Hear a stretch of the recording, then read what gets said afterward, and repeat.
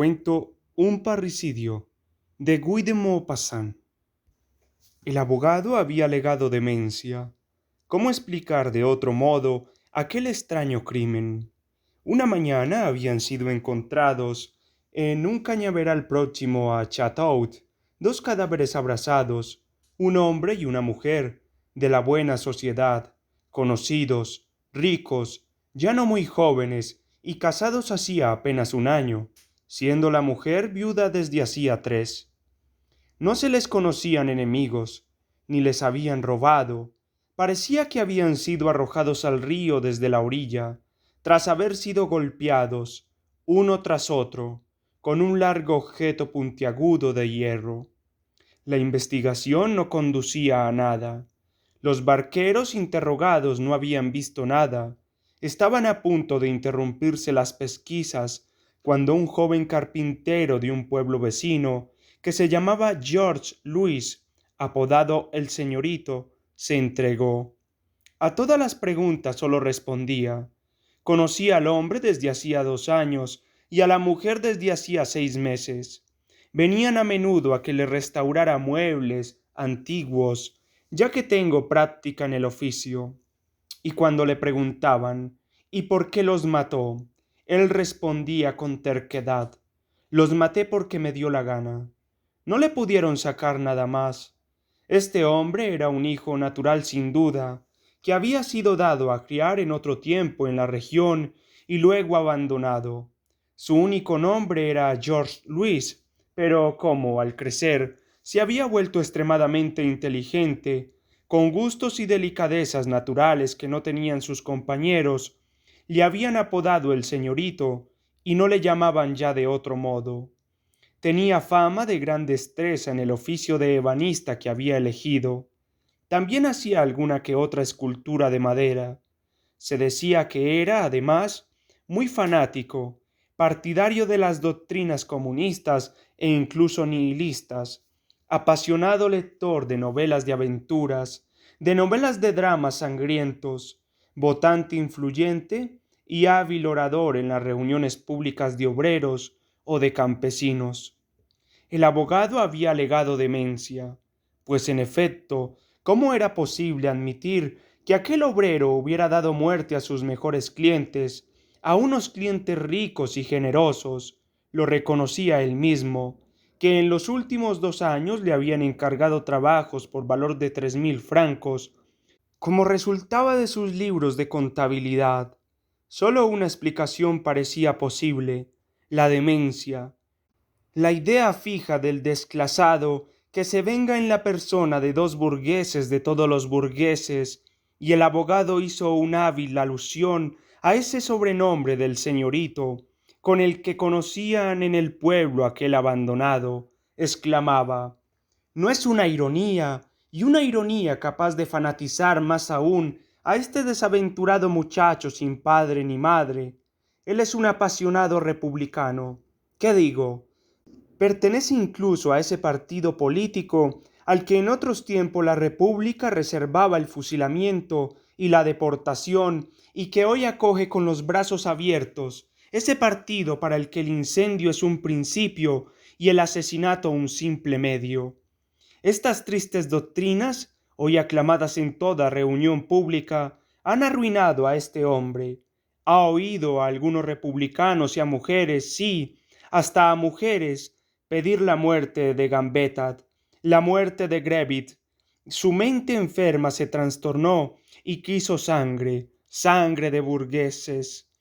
No es a él a quien hay que condenar, señorías, sino a la comuna. Se oyeron unos murmullos de aprobación. Se percibía que la causa era ganada por el abogado. El Ministerio Público no replicó. Entonces el presidente planteó la pregunta de costumbre: acusado, ¿tiene algo más que alegar en su defensa? El hombre se puso de pie. Era de pequeña estatura, de un rubio pajizo, con unos ojos grises, fijos y claros. Una voz fuerte, decidida y sonora salía de aquel joven endeble, modificando bruscamente, desde las primeras palabras, la primera impresión que había causado. Habló vivamente, con un tono declamatorio, pero tan claro que sus menores palabras se oían hasta del fondo de la gran sala. Señor presidente, puesto que no quiero acabar en un manicomio y prefiero la guillotina, se lo contaré todo. Maté a ese hombre y a esa mujer porque eran mis padres. Ahora, escúcheme y júzgueme. Una mujer, tras haber dado a luz, mandó a su hijo a un cierto lugar para que lo criasen. Sólo ella supo el nombre del pueblo al que su cómplice llevó a esa criatura inocente, pero condenada a la miseria eterna, a la vergüenza del nacimiento ilegítimo, más aún, a la muerte, dado que fue abandonado y la nodriza habría podido, como hacen a menudo, al no recibir ya la pensión mensual, dejar que desmejorase, sufriese hambre y muriese de abandono. La mujer que me amamantó fue honrada, más buena, más grande, más madre que mi propia madre. Me crió, hizo mal cumpliendo con su deber. Sería mucho mejor dejar morir a esos pobres miserables, mandados a los pueblos de los suburbios, como se tira la basura a la calle. Crecí con la indefinible impresión de llevar la deshonra encima. Los otros niños me llamaron un día bastardo. No sabían qué significaba esta palabra, oída decir por uno de ellos en su casa. Tampoco yo lo sabía, pero me dolió. Puedo decir que en la escuela era uno de los más inteligentes. Habría sido un hombre honesto, señor presidente, quizá un hombre superior, si mis padres no hubieran cometido el crimen de abandonarme. Este crimen lo cometieron contra mí. Yo fui su víctima, ellos los culpables. Yo estaba indefenso, ellos fueron despiadados. Hubieran debido amarme y me rechazaron. A ellos les debía la vida, pero ¿es la vida un regalo? La mía, en cualquier caso, no era sino una desgracia. Tras un vergonzoso abandono, estaba en deuda con ellos en una sola cosa, la venganza. Cometieron conmigo la acción más inhumana, más infame, más monstruosa que puede cometerse contra alguien. Un hombre ofendido golpea, un hombre al que roban recupera por la fuerza lo que es suyo, un hombre engañado, burlado, martirizado, mata, un hombre abofetado mata, un hombre deshonrado mata. Yo he sido más robado, engañado, martirizado, moralmente abofetado, deshonrado, que todos esos de cuya ira ustedes absuelven. Me he vengado, he matado, estaba en mi legítimo derecho. Me he cobrado su vida feliz a cambio de la horrenda vida que me impusieron. Han hablado de parricidio, pero ¿acaso eran mis padres esas personas para las que fui una abominable carga, un temor, una mancha infamante, para las que mi nacimiento fue una calamidad y mi vida una amenaza de vergüenza? Buscaban un placer egoísta, tuvieron un hijo imprevisto, eliminaron al hijo. Llegó mi turno de hacer lo mismo con ellos, y sin embargo, hasta no hace mucho tiempo estaba dispuesto a quererles. Como le he dicho, hace 2 años que ese hombre, mi padre, vino a verme por primera vez. No sospechaba nada. Me encargó 2 muebles.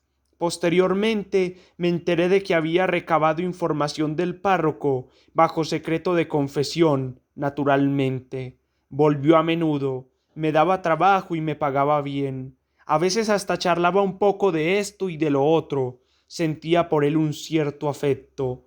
A principios de este año trajo a su mujer, mi madre. Cuando entró, ella temblaba tanto que creí que tenía una enfermedad nerviosa. Luego pidió una silla y un vaso de agua. No dijo nada. Miraba mis muebles con ojos de loca y respondía sí o no, a tontas y a locas, a todas las preguntas que se le hacían. Cuando se fue, llegué a la conclusión de que estaba un poco tocada del ala. Ella volvió al mes siguiente. Estaba calmada y era dueña de sí. Ese día se quedaron bastante rato charlando y me hicieron un gran encargo. Volví a verla otras 3 veces sin adivinar nada. Pero un buen día comenzó a hablar de mi vida, de mi infancia, de mis padres. Respondí: mis padres, señora, eran unos miserables que me abandonaron. Entonces se llevó la mano al corazón y se desmayó. Pensé enseguida: es mi madre, pero me guardé mucho de dejarlo entrever. Quería que diese ella el primer paso. Mientras tanto, también yo recabé información. Supe que llevaban casados desde el mes de julio del año anterior, ya que mi madre era viuda desde hacía nada más que 3 años. Mucho se había comentado que habían sido amantes ya en vida de su primer marido, pero no había pruebas. La prueba era yo, la prueba que primero había sido ocultada, en espera de destruirla posteriormente. Esperé. Volvió a aparecer una tarde, siempre acompañada de mi padre. Esa vez parecía bastante conmovida, no sé por qué. En el momento de irse me dijo: le aprecio, porque me parece un muchacho honrado y trabajador. Sin duda un día querrá casarse. Quisiera ayudarle a elegir libremente la mujer que le convenga. Yo me casé en contra de mi voluntad una vez y sé lo que se sufre. Ahora soy rica, sin hijos, libre y dueña de mi patrimonio. Aquí tiene su dote. Y me alargó un gran sobre lacrado. La miré fijamente y le dije: ¿es usted mi madre?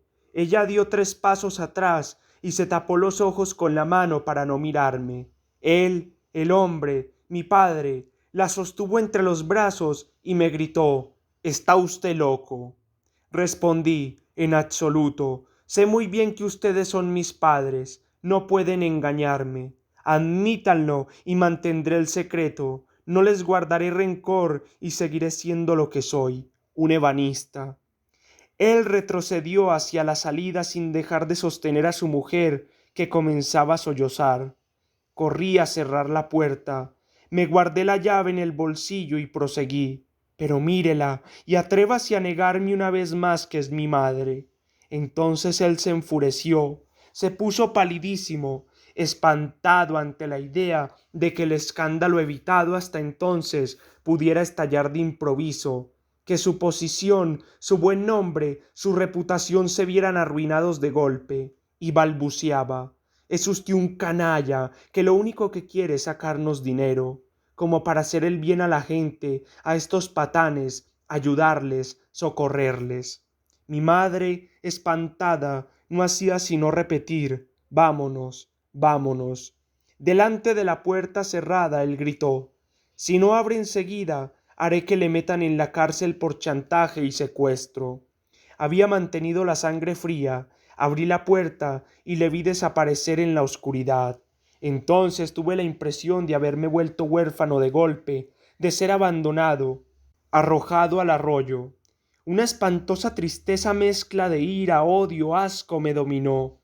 Era como una rebelión de todo mi ser, una rebelión de la justicia, de la rectitud, del honor, del amor rechazado. Eché a correr para darles alcance a lo largo del Sena, que debían seguir para llegar a la estación de Chateau. No tardé en darles alcance.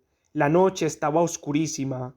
Caminaba por la hierba sin hacer ruido, y ellos no me oyeron llegar. Mi madre seguía llorando. Mi padre le decía: es culpa tuya. ¿Por qué le quisiste ver? Era una locura en nuestra situación. Habríamos podido ayudarle a distancia, sin darnos a conocer. Puesto que no podemos reconocerle, ¿de qué sirven estas visitas peligrosas?